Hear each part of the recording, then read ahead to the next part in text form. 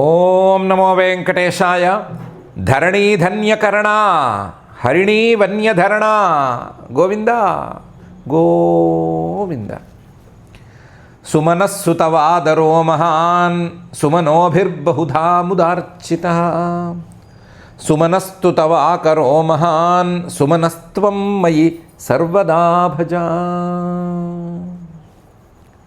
అని బృందావనగతగో బృందావన పరసానందాగ్రజహిత సన్నాందాత్మజవరుడైన శ్రీనివాస పరమాత్మని భక్తిగా మనసులో ప్రార్థించుకుంటూ శ్రీశుకుల వారు ఉపదేశం చేసిన శ్రీమద్భాగవత మహాగ్రంథం యొక్క అధ్యయన కార్యక్రమాన్ని మనం ప్రారంభించుకుందాము. యథాప్రకారం శ్రీ గణేశ ప్రార్థనాదులను చేసుకుని మంగళాచరణం చేసుకుందాము. శ్రీ గణేశ ప్రార్థన. త్వమేవ విశ్వం సృజసి భవక్త్ర త్వమేవ విశ్వం పరిపాసి దేవా త్వమేవ విశ్వం హరసేఖిలేశ త్వమేవ విశ్వాత్మక ఆవిభాసి. శ్రీ గురు ప్రార్థన. గురుర్బ్రహ్మా గురుర్విష్ణుః గురుర్దేవో మహేశ్వరః గురుః సాక్షాత్ పరం బ్రహ్మ తస్మై శ్రీ గురవే నమః. శ్రీనివాస ప్రార్థన. రహస్యాంతరవాసాయ సమస్యాత్తతనూభృతే సహస్యమాసే పూజ్యాయ శ్రీనివాసాయ తే నమః.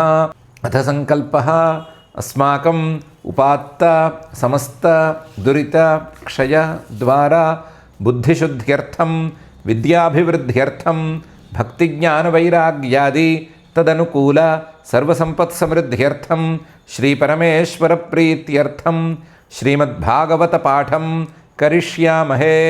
అస్య శ్రీమద్భాగవత స్తోత్ర మహామంత్రస్య నారద ఋషి బృహతి ఛందః శ్రీకృష్ణ పరమాత్మా దేవత బ్రహ్మబీజం భక్తిశక్తి జ్ఞానవైరాగ్యే కీలకం అస్మాకం శ్రీమద్భగవత్ప్రసాదసిద్ధ్యర్థే పాఠే వినియోగః ధ్యానం నారాయణాంతరహితాద్వయసౌఖ్యదృష్టిం వ్యాసప్రసూతశుకశౌనకపూర్వపుష్టిం సంసారమూలఘనతామసభావనష్టిం సూర్యం సమాశ్రయత భాగవతం సుఘృష్టిం.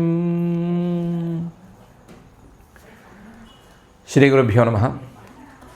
పరమాత్మ తన అంశమైనటువంటి తన తోటివాడైనటువంటి తన అన్నగారైనటువంటి బలరాముడితో చాలా చక్కగా మాట్లాడుతున్నాడు. ఆ చక్కగా మాట్లాడటంలో భాగంగానే ధన్యేయమద్యధరణీ తృఢవీరుధస్త్వత్పాదస్పృశోద్రుమలతాః కరజాభిమృష్టాః నద్యోద్రయః ఖగమృగాः సదయావలోకైర్గోప్యోంతరేణ భుజయోరపి యత్స్పృహాశ్రీః అని కూడా అన్నాడు. అన్నగారు ధన్యేయమద్య ధరణి, ఈరోజు ఈ భూమి నిజంగా ధన్యురాలు. ఎందుకంటే త్వత్పాదస్పృట్, నీ పాదం తాలూకు స్పర్శని కలిగి ఉంది. నీ పాదం తాలూకు స్పర్శ వల్ల ఈ భూమి ధన్యమైపోయిందండి. నీ పాద స్పర్శ వల్ల ఈ భూమి మీద ఉండేటువంటి తృణ వీరుధ ఇవన్నీ కూడా ఇవైపోయినాయి, పవిత్రమైపోయినాయి. భూమి మీద ఉండే గడ్డి, ఆ గడ్డి మీద మొలిచిన గడ్డిలో అక్కడక్కడ మొలిచినటువంటి చిన్న చిన్న చెట్లు ఇవన్నీ కూడా లేదా నువ్వు ఎక్కిన చెట్లు కూడా వాటన్నిటినీ కూడా నువ్వు పవిత్రం చేశావు. అవన్నీ కూడా ధన్యమైపోయినాయి. తృణవీరుధస్త్వత్పాదస్పృశ ద్రుమలతాః కరజాభిమృష్టాః, నువ్వు కొనగోటుతో తాగినటువంటి పెద్ద పెద్ద ద్రుమాలు చెట్లు, అలాగే ఆ చెట్లని అల్లుకున్నటువంటి తీగలు ఇవన్నీ కూడా ధన్యమైపోయినాయి. ద్రుమలతాః కరజాభిమృష్టాః, నువ్వు చేత్తో స్పృశించినా కాదు, నీ కొనగోరు తాకిన ఇవన్నీ కూడా ధన్య జీవితాలు అయిపోయినాయి. నద్యః అద్రయః ఖగ మృగాః సదయావలోకైః ధన్యాః, ఈ పారే నదిలో కలిసేటువంటి చిన్న చిన్న పిల్ల కాలువలు ఇవన్నీ కూడా, లేదా ఈ నది తాలూకు చిన్న చిన్న మడుగులు, నీటి నిలవ ఉండేటువంటి ప్రాంతాలు ఇవన్నీ కూడా నద్యః, నువ్వు చూడటం ద్వారా నీ చూపులతోనే దయతో నువ్వు చూడటంతోనే పవిత్రమైపోయినాయి, ధన్యమైపోయినాయి. అద్రయ, ఇక్కడ ఉండేటువంటి కొండ, ఆ కొండ చుట్టూ చిన్న చిన్న కొండలు లేదా కొండ మీద ఉండేటువంటి రాళ్ళు ఇవన్నీ కూడా ధన్యమైపోయినాయి. ఇంకా పక్షుల గురించి మృగాల గురించి వేరే చెప్పుకోనక్కర్లేదు. సదయావలోకై నువ్వు దయగా ఏ పక్షిని, దయగా ఏ మృగాన్ని చూసావో ఆ మృగాల జీవితాలు, ఆ పక్షుల జీవితాలు ధన్యమైపోయినాయి. చిట్ట చివరికి ఈ అడవిలో ఉండేటువంటి ప్రాంతాలు మాత్రమే కాదు, గోపీ స్త్రీలు కూడా ధన్యులైపోయారు. ఎందుకంటే వాళ్ళు నిన్ను చూసి ముద్దుగా బలరాముడు ఎంత ముద్దొస్తున్నాడు, బలరాముడు ఎంత అందంగా ఉన్నాడు, ఎంత చక్కగా ఉన్నాడు అని అనుకుని నిన్ను కౌగిలించుకుని వాళ్ళు తృప్తి పడుతున్నారు. నీ కౌగిలింత అంటే నీ వక్షస్థలం తాలూకు స్పర్శ అనేది ఎవ్వరికీ అదృష్టం లేని వాళ్ళకి కలగదు.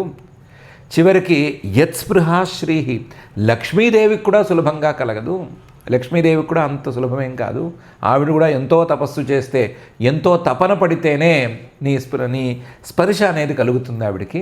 అలాంటి స్పర్శని ఈ గోపీ స్త్రీలకు నువ్వు ఇచ్చావు. కాబట్టి గోప్యోంతరేణ భుజయోరపి, నీ భుజాల మధ్యలో ఉండేటువంటి వక్షస్థలం తాలూకు స్పర్శని అనుభవిస్తున్న ఈ గోపికల జీవితాలు కూడా ధన్యము అని చెప్పాడు. ఈ గోపికలు ఎంత ప్రేమగా నిన్ను చూస్తున్నారు, నీ మీద ఎంత ప్రేమగా ఉన్నారు, ఆ ప్రేమగా ఉండే గోపికలు ధన్యము. నువ్వు ఇక్కడ అడవిలో ఉండేటువంటి ప్రాంతాలని ఎంత ఇష్టంగా చూస్తున్నావు, ఎంత ఇష్టంగా స్పృశిస్తున్నావు, ఎంత ఇష్టంగా తొక్కుతున్నావు, ఎంత దయతో ఈ అడవిలో తిరిగేటువంటి జంతువుల్ని వాటన్నిటినీ చూస్తున్నావు. కాబట్టి వీటన్నిటి జీవితాలు ధన్యాలే అని అన్నాడు. ధన్యేయమధ్యధరణి తృణవీరుధస్త్వత్పాదస్పృశో ద్రుమలతా కరజాభిమృష్టా నద్యోద్రయ ఖగమృగా సదయావలోకై గోప్యోంతరేణ భుజయోరపి యత్స్పృహా శ్రీ అనే ఈ శ్లోకంలో, ఈ శ్లోకాలతో మొత్తం 4 శ్లోకాలతో బలరాముడితో శ్రీకృష్ణుడు మాట్లాడాడు. ఏమిటి శ్లోకాల్లో చెప్పదలుచుకున్నది పరమాత్మ అని అంటే, పరమాత్మ ఎవరితో మాట్లాడుతున్నాడు? తన అంశతో మాట్లాడుతున్నాడు. బలరాముడు కూడా పరమాత్మ అంశే అని మొదటి నుంచి చెప్పుకుంటూ వస్తున్నాం కదా. బలరాముడిది కూడా ఒక అవతారమే అని కూడా చెప్పుకున్నాం కదా వేరు వేరు సందర్భాలలో. కాబట్టి తన అంశ అయినటువంటి బలరాముడితో మాట్లాడుతున్నాడు. తన అంశ అయినటువంటి బలరాముడితో మాట్లాడుతూ తన అంశ అయినటువంటి జీవుడికి కొన్ని మంచి మాటలు చెప్పదలుచుకుని మాట్లాడుతున్నాడు. కొన్ని మంచి మాటలు ఏంటంటే, ఉన్న వస్తువుల్ని భగవదర్పణ చేయటం అనే దృష్టితో చూసుకోవాలి. ఏ వస్తువును చూసినా సరే దీన్ని భగవంతుడికి ఎలా సమర్పించుకోవాలి అనే దృష్టితో చూసుకోవాలి. అలా సమర్పించుకున్నప్పుడు, అలా చేసినప్పుడు వస్తువుల విలువ, ఆ సమర్పణ చేసేటువంటి జీవుడి తాలూకు విలువ పెరుగుతుంది.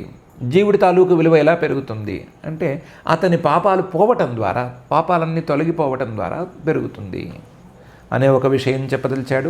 అలాగే ఎప్పుడు చూసినా సరే పరమాత్మను తలుచుకునేందుకు ఏదో ఒక దారి చూసుకోవాలి, పరమాత్మను వెతుక్కునేందుకు ఏదో ఒక దారి చూసుకోవాలి అనేటువంటి అంశాన్ని కూడా చెప్పదలిచాడు. అందుకోసం 2వ శ్లోకాన్ని వాడాడు. అలాగే ఏ క్రియ చేసినా సరే ఆ క్రియలో మంచి ఉండాలి. ముఖ్యంగా గృహస్థులుగా ఉండేటువంటి వాళ్ళు, లేదా ఇంటికి ఇల్లు వాకిలి ఉండేటువంటి వాళ్ళు, అలాంటి వాళ్ళు ఇంటికి ఎవరైనా వస్తే వాళ్ళని మంచి మాటలతో గౌరవించేటట్లుగా ఉండాలి. అలా వాళ్ళ నడవడిక సాటి మనుషుల పట్ల, ఇంటికి వచ్చేవారి పట్ల బాగుండాలి అనేటువంటి విషయాన్ని చెప్పదలిచాడు. అందుకని 3వ శ్లోకాన్ని వాడాడు. 4వ శ్లోకంలో తనతో పాటు ఉండే తన సాటి వారితో మాత్రమే కాదు వ్యవహారం బాగుండవలసింది, తన సాటి మిగతా ప్రాణులతో కూడా వ్యవహారం బాగుండాలి. ఎందుకు బాగుండాలి అంటే, మనిషికి సహజంగా ఒక అభిప్రాయం ఉంది, మనిషితో సమానమైన వాడు మనిషే. ఆ అభిప్రాయం మనుషులందరికీ ఉందనే చెప్పచ్చు. మిగతా ప్రాణుల్ని లెక్క చేయని తనం ఉంటుంది. కానీ మిగతా ప్రాణుల్ని లెక్క చేయనంత పరిస్థితి ఏమీ మిగతా ప్రాణులకి లేదు. ఏ ప్రాణికి ఆ ప్రాణికి ధన్యత అనేది తప్పనిసరిగా ఉంది. భూమి ధన్యం, భూమి మీద ఉండేటువంటి గడ్డి పరక ధన్యం, భూమి మీద ఉండేటువంటి చిన్న చిన్న చెట్లు ధన్యమైనవి, భూమి మీద ఉండేటువంటి చెట్లు, పెద్ద పెద్ద చెట్లు, ఆ చెట్లను అల్లుకున్న లతలు, ఇవన్నీ ధన్యమైనవి. తిరిగేటువంటి మృగాలు, ఎగిరేటువంటి పక్షులు అన్నీ వేటికవే ధన్యమైనవే. ఏవీ తక్కువ కావు, అన్నీ సమానమైనవే అని చెప్పుకోవచ్చు. ఎందుకంటే పరమాత్మ యొక్క దయ అనేది వీటన్నిటి మీద సమంగానే ప్రసరించి ఉంది. పరమాత్మ యొక్క సృష్టిలో ఇవన్నీ భాగంగా ఉన్నాయి. భాగంగా ఉన్నప్పుడు వీటిలో ఒకటి ఎక్కువ ఒకటి తక్కువ అనే మాట ఏమీ లేదు. ఎవరికి వారు వారి యొక్క పరిస్థితుల్ని, వారికి ఉన్న సామర్థ్యాలని వాడుకుని పైకి వెళ్ళేందుకు దారి చూసుకోవాలి. ఎలాగైతే వృక్షాలు తమ పాపాలని కడుక్కొని పైకి వెళ్ళేందుకు దారి చూసుకుంటున్నాయో, అలాగే అందరూ ఎవరికి వారు పైకి వెళ్ళేందుకు దారి చూసుకోవాలే కానీ మేము ఎక్కువ తక్కువ అని పోరాడుకుంటూ కూర్చోకూడదు అనేటువంటి భావాన్ని కూడా చెప్పినట్లే ఉంది. అందుకనే 4వ శ్లోకాన్ని వాడినట్టుంది. ధన్యత, గొప్పదనం అనే మాటకు వస్తే అన్నీ ధన్యాలే. అన్నీ, ఏ పదార్థానికి ఆ పదార్థం ధన్యమైనదే. ఏ పదార్థానికి ఆ పదార్థం పరమాత్మ సృష్టిలో భాగమే, పరమాత్మ యొక్క దయావలోకాల కిందే ఉంది. కాబట్టి అన్నిటినీ గౌరవించుకోవచ్చు, ప్రాణులన్నిటినీ గౌరవించుకోవచ్చు, ప్రాణులన్నిటినీ సమంగా చూసుకోవచ్చు అనేటువంటి ఉపదేశం తన అంశ అయినటువంటి జీవుడికి చేస్తున్నట్లుగా ఉంది. లేకపోతే తన అంశగా, పరమాత్మ అంశగా గొప్పగా ఉండేటువంటి బలరాముడికి స్తుతి రూపంలో గనక ఈ శ్లోకాలు వాడినట్లయితే పరమాత్మ చివరికి ఆత్మస్తుతి చేసుకున్నట్లే అవుతుంది. ఆత్మస్తుతి చేసుకునే అలవాటు ఈయనకి ఉన్నట్లు లేదు. అది మనుషుల యొక్క అలవాటు. ఆత్మస్తుతి, పరనింద అనేది మనుషులకున్న అలవాటు. ఆయనకు అలాంటి అలవాటు లేదు. ఆయనకి ఎప్పుడూ ఇతర హితం లేదా జీవహితం అనేదే అలవాటు. ఆ అలవాటులో భాగంగానే ఈ 4 శ్లోకాలు చెప్పినట్టుంది. ఈ 4 శ్లోకాలు చెప్పి అన్నగారి మీద తనకున్న గౌరవాన్ని ప్రకటించి మనిషిగా పుట్టినందుకు అన్ని గౌరవించాలి అనేటువంటి భావాన్ని వ్యక్తం చేసి పైన ఏమేం చేశాడు అనే విషయాన్ని శ్రీశుక ఉవాచ, శ్రీశుకుల వారు చెప్తున్నారు. ఏవం బృందావనం శ్రీమత్ కృష్ణ ప్రీతమనా పశూన్ రేమే సంచారయన్ నద్రేహే సరిద్రోధస్సు సానుగా. ఈ విధంగా చాలా అందంగా ఉండేటువంటి బృందావనాన్ని హాయిగా సంతోషంగా మొత్తం కలయ తిరిగాడు. మొత్తం బృందావనం మొత్తం కలయ తిరిగాడు శ్రీకృష్ణుడు. కృష్ణ ప్రీతమనాహ సన్, చాలా సంతోషంగా, చాలా ప్రేమతో, ప్రీతితో తిరిగాడు. పశువున్ సంచారయన్, అలాగని తాను చేసే పనిని మర్చిపోలేదు. పశువుని సంచారయన్, ఆవుల్ని కూడా తిప్పుతూనే ఉన్నాడు. ఆవుల్ని మేతకి పంపిస్తూనే ఉన్నాడు. ఆవులు మేస్తున్నాయా లేవా అని చూస్తూనే ఉన్నాడు. సంచారయన్నేవరేమే, తన ప్రధానమైన పనికి అడ్డు లేకుండా ఆ పని చేస్తూనే సంతోషిస్తూ ఉన్నాడు. మిగతా జీవులు ఎలాగైతే తమ కర్తవ్యాలను నిర్వహిస్తూ ఉన్నంతలో సంతోషంగా ఉంటారో, అలా ఉండాలి అని పరమాత్మ మాటిమాటికి చెప్తూ ఉంటాడు. అలాగే తన కర్తవ్యాన్ని చేస్తూ పశువుని సంచారయన్ తత్ర రేమే. అద్రే సరిద్రోధస్సు, బృందావనంలో ఉండేటువంటి ఆ గోవర్ధనగిరి తాలూకు సానువుల్లో యమునా నది పారుతూ ఉంటే ఆ యమునా నది తాలూకు తీరాల్లో, అది కూడా మరీ దగ్గరగా కాకుండా గడ్డి మొలిచేటువంటి ప్రాంతాల్లో, ఇసుక ప్రాంతాల్లోనేమో ఆడుకోవటాలు, అన్నం తినటాలు అది వేరే పని. అక్కడ గడ్డి మొలిచేటువంటి ప్రాంతాల్లో పశువుల్ని మేపుతూ చాలా సంతోషంగా గడిపాడు. సానుగా, తనతో మొత్తం గోకులంలో ఉండేటువంటి వాళ్ళందరూ తిరుగుతూ ఉంటే వాళ్ళందరితో కలిసి, బలరాముడితో కలిసి చక్కగా ఆనందంగా గడిపాడు. ఏవం బృందావనం శ్రీమత్ కృష్ణ ప్రీతమనా పశూన్ రేమే సంచారయన్నద్రే సరిద్రోధస్సు సానుగా. ఎంత సంతోషంగా గడిపాడు. క్వచిత్ గాయత్సు మదాంధాలిష్వనువ్రతై ఉపగీయమాన చరిత స్రగ్వీ సంకర్షణాన్విత. క్వచిత్ గాయత్సు మదాంధాలిషు. బృందావనంలో పూలు చక్కగా పూచినాయి అనుకున్నాం కదా, ఆ పూసిన పూల మీద తుమ్మెదలు వాలి అందులో ఉండేటువంటి మధువును గ్రోలి అందులో ఉండే తేనెని మొత్తం తాగి ఆ తేనెకి మత్తెక్కి ఏదో పాడుతూ ఉంటే, జాగ్రత్తగా వినగలిగిన వాళ్ళకి హరి హరి హరి హరి హరి అని పాడుతూ ఉంటే, అవి పాడుతున్నట్లుగా దగ్గరికి వెళ్ళి వాటి శబ్దాన్ని విని తాను కూడా శబ్దం చేస్తూ, తాను కూడా అలాగే పాడుతూ అలాగే కాలక్షేపం చేశాడు. క్వచిత్ గాయత్సు మదాంధాలిషు అనువ్రతైరుపగీయమాన చరిత. ఈయన్ని కేవలం ఆ హరి హరి హరి అని తుమ్మెదలు మాత్రమే పాడట్లేదు ఈయన గురించి. ఈయనతో పాటు ఉండేటువంటి గోపబాలకులు కూడా ఈయన గురించి చెప్తూనే ఉన్నారు. ఆ రోజు ఆ రాక్షసుడిని ఎలా సంహరించాడు, ఈరోజు రాక్షసుడిని ఇలా సంహరించాడు అని చెప్తూనే ఉన్నారు. వాళ్ళు చెప్తూ ఉంటే అనుగై ఉపగీయమాన చరిత అనువ్రతై, ఈయన్ని అనుసరించడమే వ్రతంగా నియమంగా పెట్టుకున్నారు వాళ్ళు. వాళ్ళకి వేరే వ్రతాలు నోములు ఏం లేవు. ఈయన ఎక్కడుంటే అక్కడ ఉండటం అనేదే వ్రతం వాళ్ళకి. అలా వ్రతాన్ని పూనినటువంటి గోపబాలకులందరూ పాడుతూ ఉంటే, ఈయన గురించి చెప్తూ ఉంటే ఉపగీయమాన చరిత, వాళ్ళ దగ్గరుండి చెప్తూ ఉంటే విని సంతోషిస్తూ కాలక్షేపం చేశాడు. స్రగ్వి పూలమాలలు వేసుకున్నాడు, ఎన్ని వేసుకున్నాడో లెక్కలేదు. తానే కట్టి వేసుకున్నాడు, ఇతరులు ఇచ్చింది వేసుకున్నాడు. స్రగ్వి పూలమాలల మీద పూలమాల వేసుకుంటూనే ఉన్నాడు. సంకర్షణాన్విత, సంకర్షణుడు అనే పేరుతో బలరాముడు అవతరించాడు కదా, ఈయనకి బలరాముడికి సంకర్షణుడు అనే పేరు కూడా ఉంటుంది అని గర్గ మహర్షి గారు చెప్పారు కదా. సంకర్షణుడు అనే పేరు కలిగిన బలరాముడితో కలిసి చక్కగా తిరిగాడు. క్వచిత్ గాయతి గాయత్సు మదాంధాలిష్వనువ్రతై ఉపగీయమాన చరిత స్రగ్వీ సంకర్షణాన్విత. క్వచిచ్చ కలహంసానాం అనుకూజతి కూజితం అభినృత్యతి నృత్యంతం బర్హిణం హాసయన్ క్వచిత్. క్వచిత్ ఒకప్పుడు ఒకచోట కలహంసానాం అనుకూజతి కూజితం, కలహంసలు మంద్రంగా మాట్లాడే మంద్రంగా శబ్దం చేసేటువంటి హంసలు శబ్దం చేస్తూ ఉంటే, కూస్తూ ఉంటే వాటి కూతల్ని జాగ్రత్తగా విని అలాగే ఈయన కూడా అనుకరణ చేస్తూ కూశాడు. క్వచిత్ ఒకప్పుడైతే బర్హిణం నృత్యంతం అను నృత్యతి అభినృత్యతి, నెమళ్ళు పురివిప్పి నాట్యం ఆడుతూ ఉంటే అవి నాట్యం ఎలా ఆడుతున్నాయో చూసి సేమ్ డిటో అలాగే మొత్తం మొదటి నుంచి చివరి దాకా నెమలి నాట్యం ఆడినట్టే నాట్యం ఆడాడు. అందులోనూ అయ్యవారు తల నిండా పింఛాలు కట్టుకుంటాడు కదా, నెమలి పింఛాలు కట్టుకుని ఉంటాడు కదా, కాబట్టి పురి ప్రత్యేకంగా విప్పక్కర్లా. ఈయన నాట్యం ఆడితే చాలు పురి విప్పినట్లే అవుతోంది. అలా అవి పురి విప్పి నాట్యం ఆడితే ఈయన పురి విప్పినట్లుగా నాట్యం ఆడుతున్నాడు.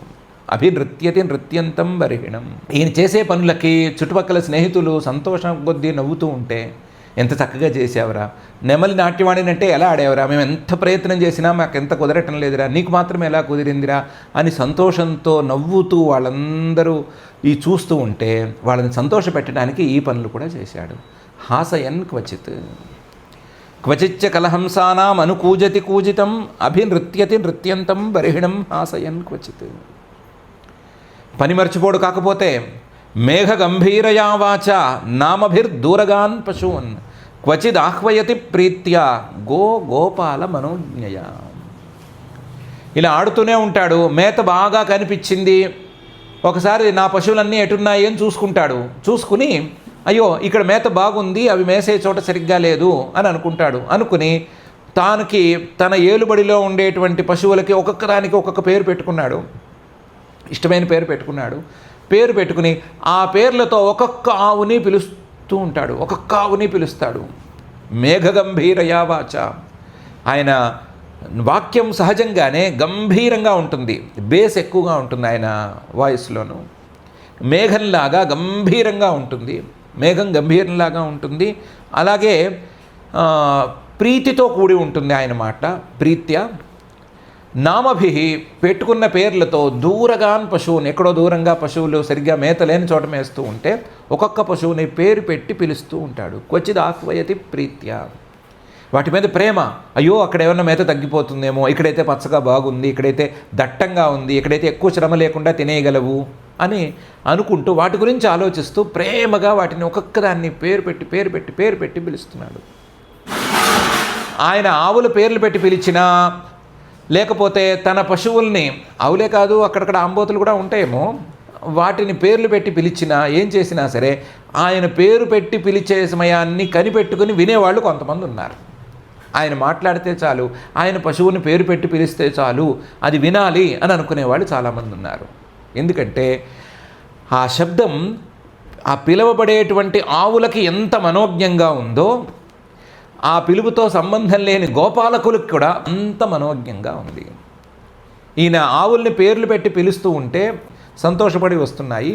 ఆ పిలుపులు విన్నటువంటి గోపాలకులు కూడా బా ఎంత హాయిగా ఎంత అందంగా పిలుస్తున్నాడు, దగ్గర వాళ్ళని పిలుస్తున్నట్టు ఎంత ప్రేమగా పిలుస్తున్నాడు అని వాళ్ళు కూడా సంతోషపడుతున్నారు. మేఘగంభీరయా వాచ నామభిర్దూరగాన్ పశూన్ క్వచిద్ ఆహ్వయతి ప్రీత్యా గోపాల మనోజ్ఞయ. చకోర క్రౌంచ చక్వా చక్రాహ్వ భారద్వాజాంశ్చ బర్హిణ అనురౌతి స్మ సత్వానాం భీతవద్ వ్యాఘ్రసింహయో. ఇవి కాక చకోర పక్షులు కొన్ని, క్రౌంచ పక్షులు అవి కొన్ని, చక్రాహ్వ అంటే చక్రవాక పక్షులు కొన్ని, భారద్వాజ పక్షులు అని కొన్ని, ఇలా రకరకాల పక్షుల జాతులు ఉంటే, అలాగే నెమళ్ళు, వీటన్నిటినీ కూడా ఎప్పటికప్పుడు చూస్తూ జాగ్రత్తగా స్టడీ చేస్తూ ఉన్నాడు. అవి ఎలా అరుస్తాయి, ఏ సమయంలో ఎలా అరుస్తాయి, భయం వేస్తే ఎలా అరుస్తాయి, లేదా సంతోషంగా ఉంటే ఎలా అరుస్తాయి, లేదా పారిపోదలుచుకుంటే ఎలా అరుస్తాయి, తమ తోటి పక్షిని చూస్తే ఎలా అరుస్తాయి అని గమనిస్తూనే ఉన్నాడు. గమనిస్తూ ఉండి ఎప్పుడో వాళ్ళందరూ సమావేశమైనప్పుడు, చూడు ఫలానా పక్షి ఫలానా సందర్భంలో ఇలా కూస్తుంది అని అనురౌతి, వాటిని అనుకరణం చేసి చూపిస్తున్నాడు. ఒక పక్షి కాదు, 2 రకాల పక్షులు కావు, ఎన్ని పక్షులు ఉంటే అన్ని రకాల పక్షులవే అనుకరించి చూపిస్తున్నాడు. అనురౌతి స్మ. ఇది కాక మృగాల మధ్య అంటే జింకలు, లేడులు ఇలాంటి వాటి మధ్య కూడా దూరి అవి ఏ సందర్భంలో ఎలా వ్యవహరిస్తాయి అనే విషయాన్ని కూడా కనిపెట్టేస్తున్నాడు. సత్వానాం భీతవద్ వ్యాఘ్రసింహయో. అవి ఎక్కడి నుంచైనా సరే వాటికి ఏమైనా వాటిని తినే జంతువు తాలూకు శబ్దం వినిపిస్తే ఎలా ప్రవర్తిస్తాయో గమనిస్తున్నాడు. అవి ఎక్కడైనా దూరంగా, ఇక్కడ బృందావనంలో పెద్దగా క్రూర మృగాలు ఉన్నట్లు లేవు, క్రూర మృగాలు ఉన్నా సరే అవి స్నేహంగా ఉంటున్నాయి తప్ప అవి ఏమీ క్రౌర్యాన్ని చూపించటం లేదు. ఎక్కడైనా క్రూర మృగాల శబ్దాన్ని వింటే అవి ఎలా ప్రవర్తిస్తున్నాయి అనే విషయాన్ని గమనిస్తున్నాడు. అవి భయపడితే ఏ రకంగా పారిపోతున్నాయి అని గమనిస్తున్నాడు. గమనించి అవి భయపడితే వాటితో పాటు తాను కూడా భయపడి ఎగురుతూ పారిపోతూ అది కూడా అలవాటు చేసుకుని అవి తీసుకొచ్చి పిల్లలకు చూపించాడు. కొన్నిసార్లు వాటి మధ్య తిరుగుతూ, అవి సాధు జంతువులే పేరుకి, కానీ వాటి మధ్య తిరగడం కొంచెం కష్టం. వాటి గిట్టలు కానీ వాటి కొమ్ములు కానీ ఇవన్నీ కూడా కొంచెం ప్రమాదకరంగా ఉంటాయి కదా. సాధు జంతువులైన జింకలు ఇలాంటి వాటి మధ్య ఉండటం కూడా కొంచెం కష్టం. వాటి మధ్య ఉంటూ అయ్యో ఈ సాధు జంతువులు కొమ్ము తగులుతుందేమో, ఈ సాధు జంతువు తాలూకు గిట్ట తగులుతుందేమో, అమ్మో జాగ్రత్తగా ఉండాలి, ఏ జింకైనా తన గిట్టతో గనక కాలిని తొక్కేసిందంటే అంతే సంగతులు అవుతుంది, అమ్మో జాగ్రత్తగా ఉండాలి అని భయపడుతున్నట్టు నటించి ఫలానా జంతువు దగ్గరికి వెళితే ఈ రకంగా జాగ్రత్తగా ఉండాలి అని భయాన్ని నటిస్తున్నాడు. జింక దగ్గరికి వెళితే అంటే కొమ్ములున్న దుప్పులు లాంటి వాటి దగ్గరికి వెళితే ఆ కొమ్ములు మనకి తగలకుండా జాగ్రత్త చూసుకోవాలి. ఆ కొమ్ములు చాలా వాడిగా ఉంటాయి, ఆ కొమ్ములతో కనుక అది ఒకసారి పొడిచిందంటే అంతే సంగతులు అవుతుంది, మనం జాగ్రత్తగా ఉండాలి అని భయాన్ని అందరికీ చెప్తున్నాడు, అందరికీ జాగ్రత్తలు చెప్తున్నాడు. భీతవద్ వ్యాఘ్రసింహయో. చకోరక్రౌంచ చక్రాహ్వ భారద్వాజాంశ్చ పక్షిణః అనురౌతి స్మ సత్వానాం భీతవద్ వ్యాఘ్రసింహయో. క్వచిత్ క్రీడాపరిశ్రాంతం గోపోత్సంగోపబర్హణం స్వయం విశ్రమయత్యార్యం పాద సంవాహనాదిభిః. ఇంత ఆడుతున్నాడు కదా, ఇన్ని రకాల పనులు చేస్తున్నాడు కదా, మధ్యలో బలరాముడు ఎక్కడున్నాడు అని చూసుకుంటున్నాడు. బలరాముడు ఎక్కడున్నాడు, ఆయన ఎలా ఉన్నాడు, ఆయన సౌకర్యంగా ఉన్నాడా లేదా అని చూసుకుంటున్నాడు. బలరాముడు ఎక్కడైనా పొరపాటున అలిసిపోయి పడుకుందామని అనుకుంటే వెంటనే నా ఒళ్ళో తలపెట్టుకుని పడుకో అని పోటీ పడేవాళ్ళు చాలామంది ఉన్నారు. ఆ పోటీ పడేవాళ్ళలో ఎవరినో ఒకళ్ళని ఎంచుకుని ఆయన ఒళ్ళో తల పెట్టుకుని పడుకోవాలి ఆయన. క్వచిత్ క్రీడా పరిశ్రాంతం, ఆడి అలిసిపోయినటువంటి బలరాముడు ఎప్పుడైనా సరే గోపోత్సంగోపబర్హణం, గోపాలకుల్లో ఎవరినో ఒకళ్ళని ఎంచుకుని వాళ్ళ ఒళ్ళో తలపెట్టుకుని పడుకుంటే వాళ్ళ ఒడిని దిండులాగా చేసుకుని, ఉపబర్హణం అంటే దిండు, సంస్కృత భాషలో ఉపబర్హణం అనేది దిండు అనే దానికి పర్యాయపదం. దిండుగా చేసుకుని పడుకుంటే ఈయన వెంటనే ఆయన దగ్గర వాలిపోయి నా ఒళ్ళో తలపెట్టుకో అని మాత్రం పోరాడ్డం. కాళ్ళ దగ్గరికి చేరి స్వయం విశ్రమయతి, ఆయన పాపం చాలా కష్టపడ్డాడు, కబడ్డీ ఆడి కాళ్ళు అలసిపోయిన కాళ్ళకి నేనేమైనా సేవ చేయాలి అని అంటూ, ఈయన నాకు పూజ్యుడు ఆర్య, ఎందుకంటే ఈయన నాకు అన్న, అందుకని ఈయన్ని నేను సేవ చేసుకుని తృప్తిపరచుకోవాలి అని అనుకుని పాద సంవాహనాదిభి ఆయన కాళ్ళు ఒత్తుతూ ఆయన కాళ్ళు నొప్పులో తీరినైరా నాయన నువ్వు చేతులు తీరా బాబు అని వేడుకునేంత వరకు ఆయన శ్రమ పోయేంత వరకు ఆయనకు సేవలు చేస్తూనే ఉన్నాడు.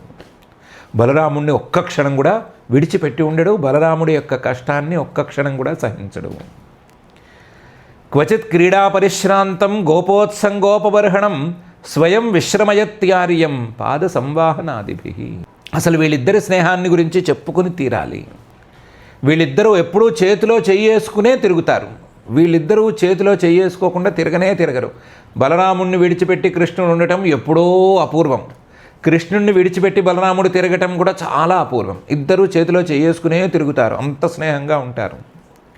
నృత్యతో గాయత క్వాపి వల్గతో యుధ్యతో మిథ గృహీతహస్తౌ గోపాలాన్ హసంతౌ ప్రశంసతు. వీళ్ళు కలిసే నాట్యం ఆడతారు. నృత్యత గాయత కలిసే పాటలు పాడతారు.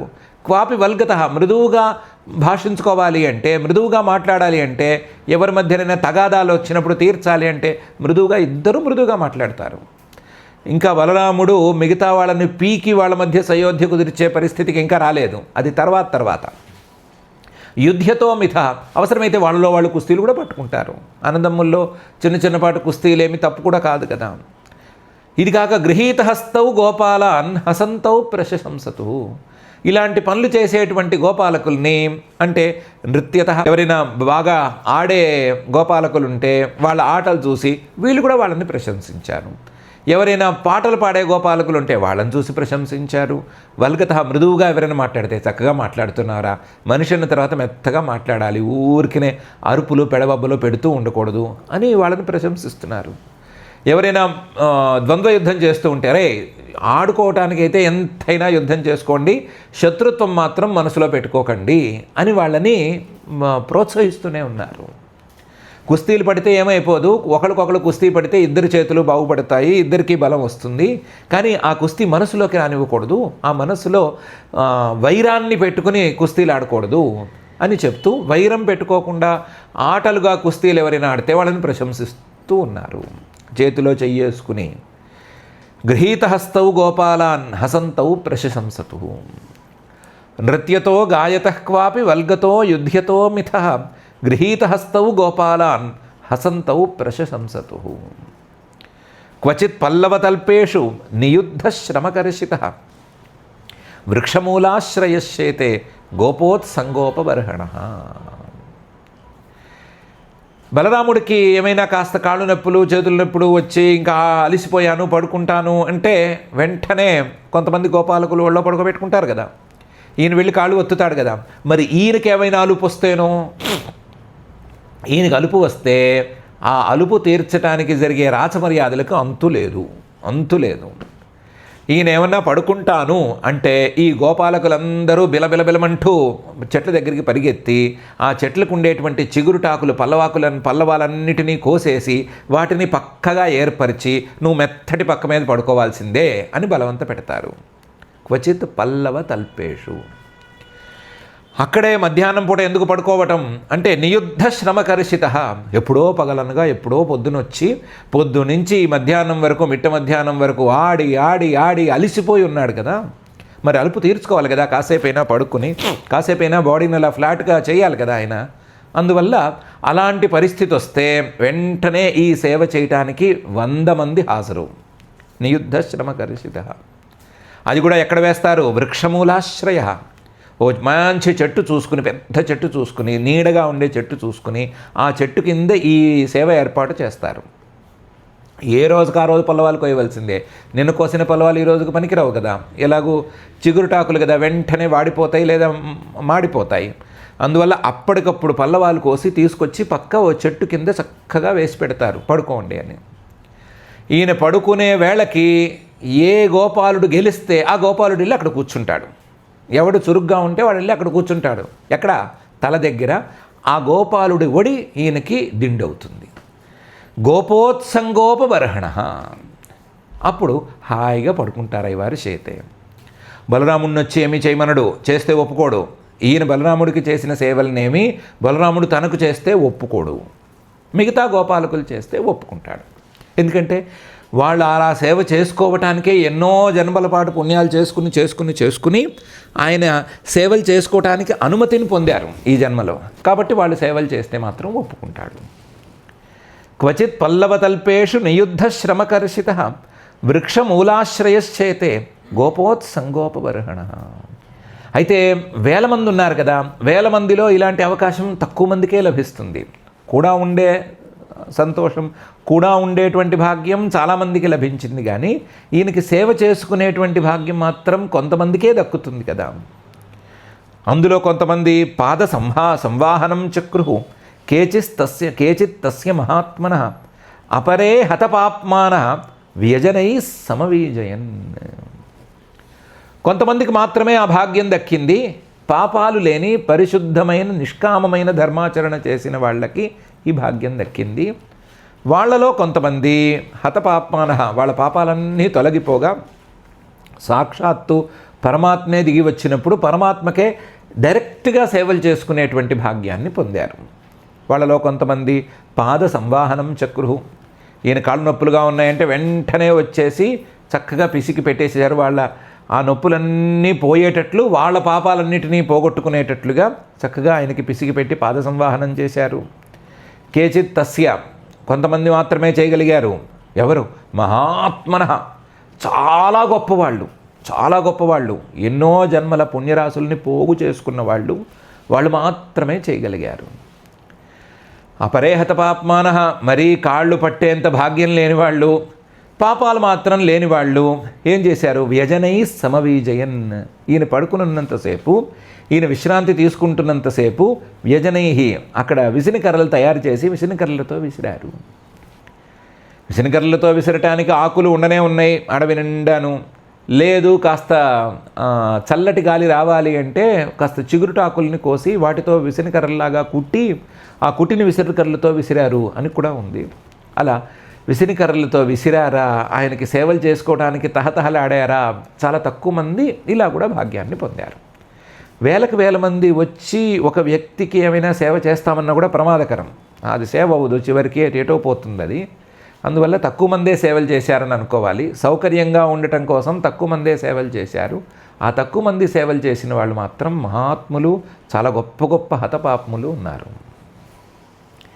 పాద సంవాహనం చక్రు కేచిత్ తస్య మహాత్మనః అపరే హతపాప్మానః వ్యజనై సమవీజయన్.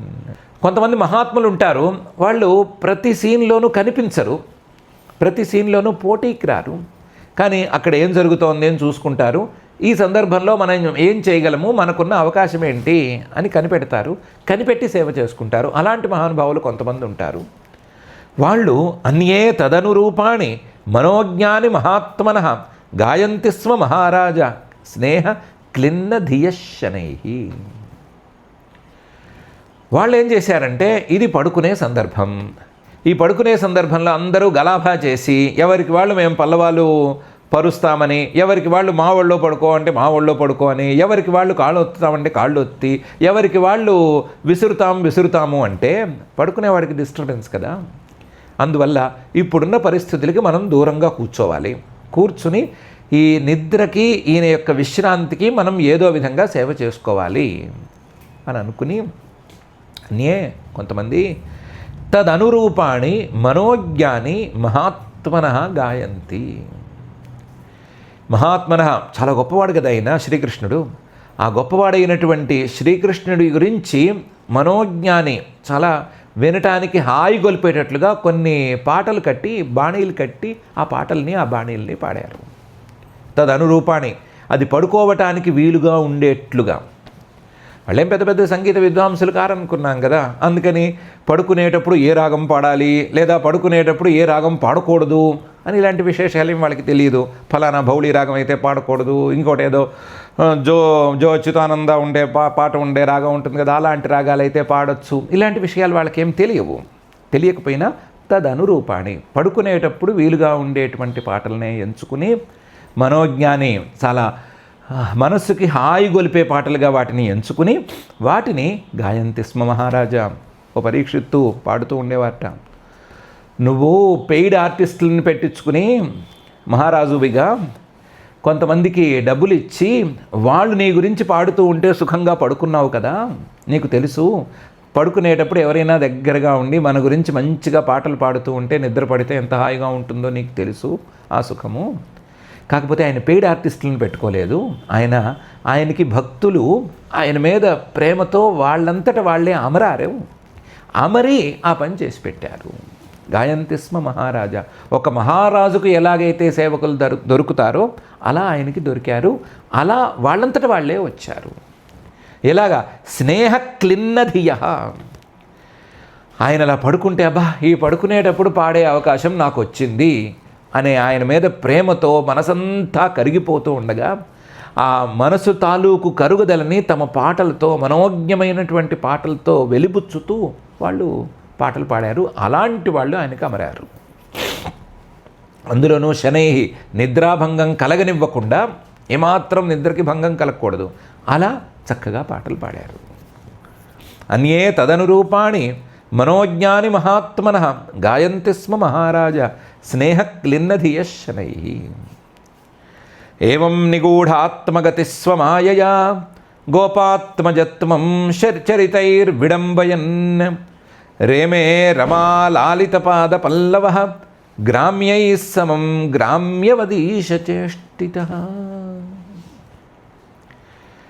ఏవం ఈ రకంగా నిగూఢాత్మగతి స్వమాయయా, తన మాయతో తన యొక్క పరమాత్మతత్వాన్ని బయట పెట్టకుండా మాయను తానే కమ్మేటట్లు చేసి తన యొక్క తత్వాన్ని ఈ శరీరంలో ఉండగా అందరికీ వెంటనే అందించకుండా ఎవరికి ఎంత కావాలో అంత మాత్రమే తెలిసేటట్లు చేస్తూ గోపాత్మజత్వం చరితైర్ విడంబయన్. ఎవరైనా దూరం నుంచి చూస్తూ లేదా స్థూలంగా చూస్తూ ఉంటే వాళ్ళకి ఈయన ఈ పశువులు కాసే వాళ్ళలో ఒకడు పిల్లవాడు అనిపించేటట్లుగా నటిస్తూ గోపాత్మజత్వం చరితైర్ విడంబయన్. తన యొక్క బాడీ లాంగ్వేజ్ కానీ, తన యొక్క క్రియలు కానీ, తన వ్యవహారము కానీ, తన నడవడిక కానీ ఇవేవి కూడా ఒక పశుపాలకుడి పిల్లవాళ్ళలాగానే ఉండేటట్లుగా చూసుకుంటూ అలా నటిస్తూ ఈయన బృందావనంలో కాలక్షేపం చేశాడు. సహజంగానే ఈయన ఆనంద స్వరూపుడు కదా, కాబట్టి ఎక్కడ ఉన్నా ఎలా ఉన్నా సరే రేమే సంతోషంగానే ఉన్నాడు, సంతోషంగానే ఉంటాడు. రేమే రమాలాలిత పాద పల్లవ గ్రామ్యై. ఆ గ్రామ్యై, గ్రామంలో ఉండేటువంటి కొంచెం పశుపాలకులుగా ఉండేటువంటి వాళ్ళతో కలిసి ఈయన హాయిగా సుఖంగా ఉన్నాడు. ఎలాంటి వాడు? వీళ్ళేదో పాదాలు ఒత్తుతున్నారు, కాళ్ళు ఒత్తుతున్నారు, శ్రమ కలిగితే శ్రమ పోయేంత వరకు కాళ్ళు ఒత్తుతున్నారు అనేది విషయం కాదు. సాక్షాత్తు శ్రీమన్మహాలక్ష్మి ఎప్పుడు కాళ్ళు ఒత్తుతూ కూర్చుంటుంది ఆయనకి. రమా లాలిత పాద పల్లవ. అందరూ ఆ లక్ష్మీదేవి పాదాలు దొరికితే చాలు అని వెతుకుతూ ఉంటే ఆ లక్ష్మీదేవి ఈయన పాదాలను పట్టుకుని ఎప్పుడూ ఒత్తుతూ కూర్చుంటూ ఉంటుంది. ఆ రేంజ్ వాడు ఆయన. రమాలాలిత పాద పల్లవ. ఈ గోపాలకులు వచ్చి ఆయన కాళ్ళు ఒత్తవలసిన అవసరం ఏమీ లేదు. వైకుంఠంలో హాయిగా ఆ ఆదిశేషుడు పాన్పు మీద పడుకుంటే లక్ష్మీదేవే ఒత్తుతుంది, ఆయనకేమీ హడావిడేం లేదు. అయినా సరే వీళ్ళతో కలిసి సంతోషంగా ఉన్నాడు. గ్రామ్యై సమం. వీళ్ళతో కలిసి గ్రామ్యవత్, వీళ్ళలాగానే ఉన్నాడు. పశుపాలకులతో కలిసి పశుపాలకుల్లాగానే ఉన్నాడు. అదే సమయంలో ఈశచేష్టిత, అవసరమైనప్పుడు తన యొక్క సామర్థ్యాన్ని వెలిబుచ్చటంలో ఈశ్వరుడిగా తాను చేయవలసినటువంటి పనుల్లో ఏమాత్రం వెనకాడలేదు. అవసరమైనప్పుడు దాన్ని కూడా చూపించాడు. ఏవం నిగూఢాత్మగతి స్వమాయయా గోపాత్మజత్వం చరితైర్విడంబయన్ రేమే రమా లాలిత పాదపల్లవో గ్రామ్యై సమం గ్రామ్యవదీశచేష్టిత అని శ్రీశుకుల వారు బృందావనంలో శ్రీకృష్ణుడు నడుచుకున్నటువంటి తీరుని గురించి ప్రత్యేకించి ప్రస్తావన చేస్తుంటారు. ఆయన మనుషుల్లోకి వచ్చాడు, మనుషుల్లానే ఉన్నాడు. మనుషుల్లోకి వచ్చాడు, మనుషుల్లో ఉత్తములే ఆయన్ని చేరారు. మనుషుల్లోకి వచ్చాడు, ఆ మనుషుల్లో ఉత్తములు, పాపాలు పోగొట్టుకున్న వాళ్ళు లేదా పుణ్యరాశుల్ని పోగు చేసుకున్న వాళ్ళు, ఆయన్ని చేరుకున్న వాళ్ళు ఆయన్ని సేవించుకునేటువంటి భాగ్యాన్ని పొందారు. ఆయన మనుషుల్లోకి వచ్చాడు, వాళ్ళకి సేవాభాగ్యాన్ని కల్పించాడు. అది కూడా ఏంటి? సాక్షాత్ సేవాభాగ్యం. అందరికీ దక్కని సాక్షాత్ సేవాభాగ్యం, దాన్ని కల్పించాడు. ఆయన మనుషుల్లోకి వచ్చాడు, వీళ్ళ సేవలను అందుకున్నాడు, వీళ్ళతో కలిసి ఉన్నాడు, వీళ్ళలాగానే ఉన్నాడు. తన యొక్క ఆహార్యం కానీ తన యొక్క క్రియ కానీ ఏది కూడా వీళ్ళకంటే విభిన్నంగా లేకుండా చూసుకున్నాడు. మనుషుల్లోకి వచ్చాడు, అయినంత మాత్రాన తన యొక్క ఈశ్వరత్వాన్ని మాత్రం విడిచిపెట్టలేదు. మనుషుల్లోకి వచ్చాడు, నేను పరమాత్మని అని అందరికీ తేటతెల్లం కూడా చేయలేదు. ఎవరికి అర్హత ఉందో, ఎవరికి యోగ్యత ఉందో వాళ్ళకి కనబరిచాడు, మిగతా వాళ్ళకి మాయను అడ్డంగా పెట్టేసి ఈ రకమైనటువంటి విన్యాసాలతో ఈ బృందావనంలో సంచరించాడు అని శ్రీ శుకుల వారు చెప్తున్నారు. ఇలాంటి సందర్భాల్లో మనం ఆలోచించుకోదగింది, ప్రార్థించదగింది ఏముంటుంది? మనం కూడా ఇలాంటి పాపాలను పోగొట్టుకుని మనం కూడా ఆ భగవంతుడి సేవాభాగ్యాన్ని అందుకునేటట్లుగా పుణ్యాలు పోగు చేసుకుని ఆయన్ని సేవించుకునేటువంటి అవకాశాన్ని పొందాలి అనే కదా ప్రార్థించుకోవాలి. అంతకుమించి ఏం ప్రార్థించుకుంటాము? కాబట్టి అదే ప్రార్థన మనం చేసుకుందాము. మనం కూడా పాపాలను పోగొట్టుకుని మనం కూడా పుణ్యరాశుల్ని పోగు చేసుకుని ఆయన్ని సాక్షాత్తుగా సేవించుకునేటువంటి భాగ్యాన్ని పొందాలి అని కోరుకుందాము. ఆ కోరుకోవటంలో భాగంగా ఆ పుణ్యరాశుల్ని సంపాదించుకోవటంలోనూ ఆ పాపాలను పోగొట్టుకోవటంలోనూ భాగంగా మనకున్నటువంటి అర్చామూర్తుల్ని, ఉన్నటువంటి భగవద్రూపాలని, తల్లిదండ్రులు, గురువులు అందరూ కూడా భగవద్రూపాలే అనుకుంటూ వచ్చాం కదా. కాబట్టి ఆ రూపాలని పూజించుకునేలాగా, అర్చించుకునేలాగా మనం ఏర్పాట్లు చేసుకుందాము. అలాగే పరమాత్మ చెప్పినట్లుగా మన తోటి మనుషుల్ని, మన తోటి ప్రాణుల్ని అన్నిటినీ కూడా, అందరినీ కూడా సమంగా భావిస్తూ ఎవరి గొప్పతనం వారికి ఉంది, ఏ ప్రాణి తాలూకు గొప్పతనం ఆ ప్రాణికి ఉంది, ఏ ప్రాణి తక్కువ ఎక్కువ అనేవి ఏమీ లేదు, మనం ఎక్కువ అవ్వటానికి ఏం చేయాలో అది చూసుకోవాలి అనేటువంటి నిర్ణయాన్ని కూడా మనం తీసుకుందాము. మనం తీసుకున్న ఈ నిర్ణయాలన్నిటినీ సమర్థించవలసిందిగా ఆ బృందావనగతగో బృందావన పరసానందాగ్రజహిత సన్నందాత్మజవరుడైన శ్రీనివాస పరమాత్మని భక్తిగా ప్రార్థించుకుందాము. క్షమాప్రార్థనాదులను చెప్పుకుని ఈరోజుకి ఈ అధ్యయన కార్యక్రమాన్ని ఇక్కడితో ఆపుకుందాము. అథ క్షమాప్రార్థన. యదక్షరపదభ్రష్టం మాత్రాహీనంచ యద్భవేత్ తత్సర్వం క్షమ్యతాం దేవ నారాయణ నమోస్తుతే. అథ భగవత్సమర్పణం కాయేన వాచా మనసేంద్రియైర్వా బుద్ధ్యాత్మనా వా ప్రకృతే స్వభావాత్ కరోమి యద్యత్ సకలం పరస్మై నారాయణాయేతి సమర్పయామి. అథ లోకక్షేమ ప్రార్థనా. సర్వే భవంతు సుఖినః, సర్వే సంతు నిరామయాః, సర్వే భద్రాణి పశ్యంతు, మా కశ్చిద్ దుఃఖభాగ్ భవేత్. అథ మంగళం శ్రియః కాంతాయ కళ్యాణ నిధయే నిధయేర్థినాం. శ్రీవేంకటనివాసాయ శ్రీనివాసాయ మంగళం.